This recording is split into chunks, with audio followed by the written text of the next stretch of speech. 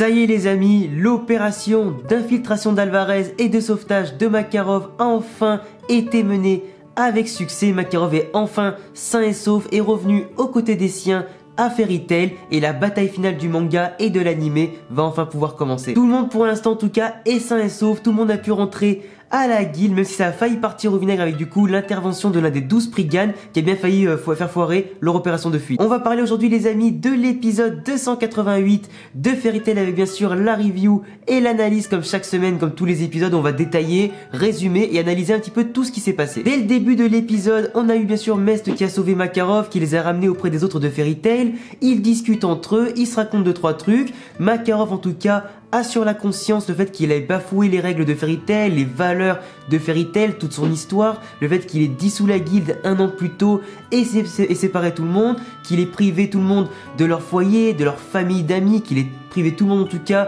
de la bonne humeur et de la bonne entente par laquelle ils étaient bercés depuis leur enfance. Il s'en veut énormément, surtout que maintenant il prend conscience que toutes les négociations qu'il a fait avec Alvarez, les 12 Spriggan et l'empereur parmi toute l'année dernière qui s'est écoulée lorsqu'il a rejoint le royaume d'Alvarez pour négocier le fait qu'il n'envahisse pas Ishgard, malheureusement pour lui il a enfin compris que depuis le début jamais ils allaient négocier avec lui, que peu importe ce qu'il allait offrir ou dire, ils allaient quand même attaquer avec leur puissance et leur nombre pour envahir déjà le continent d'Ishgard, attaquer Fairy Tail, détruire tous les mages résistants et bien sûr s'emparer de la magie de Fairy Heart ou l'humaine histoire comme vous préférez, mais en tout cas la plus grande magie de Fairy Tail, le plus grand secret de Fairy Tail qui est représenté d'ailleurs par Mavis, son corps dans le cristal, qui intéresse énormément Zelef et sa puissance pour peut-être contrecarrer son pouvoir de la malédiction d'Anxeram et tout ce qui peut aller avec, ou simplement se renforcer avec la magie de Mavis. Il vise en tout cas cette magie là, ce secret là, et peu importe ce que Makarov ou n'importe qui peut lui offrir, il fera tout pour l'obtenir. Du coup Makarov s'en veut énormément, il se rend compte qu'il a fait une connerie, en tout cas il est auprès des siens, tout le monde est hyper content que l'opération sauvetage et infiltration d'Alvarez a pu fonctionner. Mest leur met vite fait au point un plan pour s'échapper en allant près du vaisseau de Sorano, puis ensuite en se téléportant vers Ishgard, mais en attendant leur plan de fuite part un petit peu en couille, ça part un petit peu au vinaigre comme j'ai dit juste avant. On a l'un des 12 Spriggan, Agile, qui maîtrise d'ailleurs la magie du sable et qui peut absolument tout faire avec le sable, que ce soit transformer son propre corps en sable, que ce soit tout transformer en sable, le faire surgir du sol ou de n'importe où. Il est extrêmement puissant. La pression magique qu'il impose rappelle un petit peu celle qui était exercée par Brandish dans les épisodes précédents. Tout le monde en tout cas est très impressionné par la badassitude de ce personnage là, par la pression magique qu'il exerce, par la puissance magique qu'il dégage. En tout cas Makarov leur dit qu'ils ne peuvent pas l'affronter parce qu'il est bien trop fort pour eux, même pour Erza, même pour Natsu, même pour Grey ou même les trois réunis. Ils essaient tous de fuir rapidement à l'aide du coup d'un véhicule magique. En attendant Erza lui balance quelques épées qui vont se planter dans son corps de sable qui vont absolument rien lui faire. Ils arrivent quand même à fuir avec le véhicule magique par rapport à la magie d'Erza pour accélérer un petit peu plus. Malheureusement pour eux,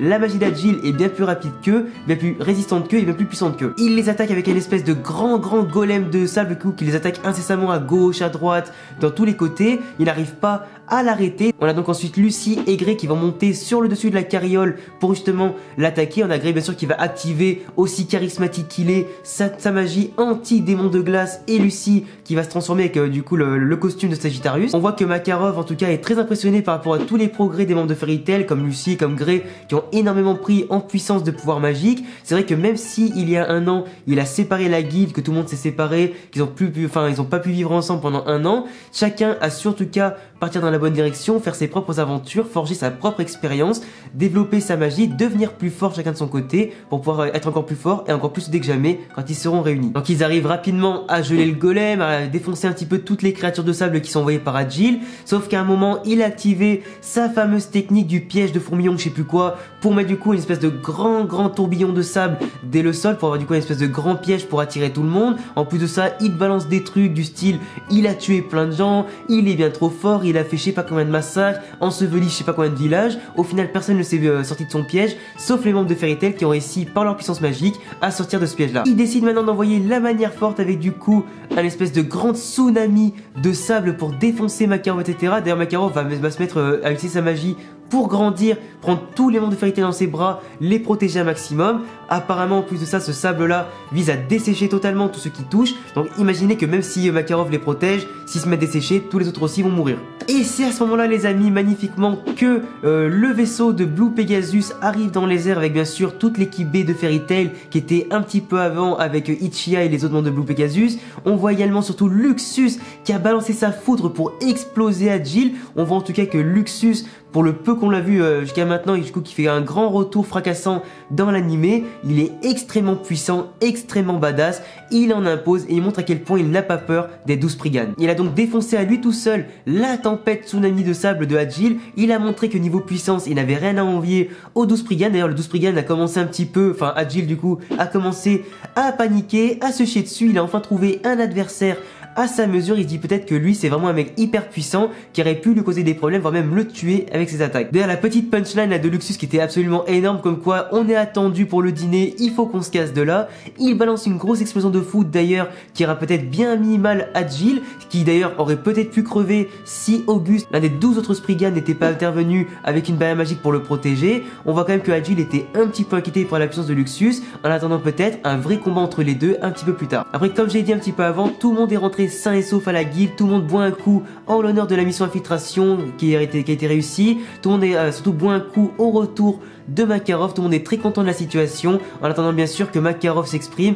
pour parler du fait que Ishgard, le continent, va se faire attaquer d'ici peu. En attendant, tout le monde est hyper content, tout le monde profite des retrouvailles de chacun, tout le monde en profite de retrouver leur maison, leur famille, leur guilde. On a également aussi Natsu qui intervient pendant le discours de Makarov pour lui dire que peu importe l'ennemi, peu importe ce qui va se passer, on s'est toujours surpassé pour surmonter l'adversité et on va toujours encore se battre pour remporter la victoire. D'ailleurs, tout le monde a pu constater avec ces retrouvailles que tout le monde est devenu plus fort, que les uns et les autres sont entraînés très dur pendant une année. On a Miragen et Ilsana qui sont entraînés, Luxus pareil, Gajil, Erza, Natsugre, tout le monde est devenu extrêmement puissant. Ça rassure en tout cas les troupes, le fait qu'ils aient tous envie de se battre et de rester soudés pour protéger autant Fairy Tail que Fairy Heart également leur continent. Et l'épisode se conclut avec l'arrivée du fantôme de Mavis qui viendra expliquer à tout le monde qu'est-ce qu'en réalité Fairy Heart et quel crime elle aurait commis quand elle était plus jeune et surtout qu'est-ce qui a un petit peu fait la renommée de Fairy Tail et de son histoire. On apprendra ça en tout cas au 289e épisode de la semaine prochaine et j'ai en tout cas hâte de savoir ce que c'est. En attendant les gars, on a encore eu un très bon épisode avant que les choses sérieuses ne commencent entre Fairy Tail et l'Empire d'Alvarez. En attendant bien sûr que Fairy Tail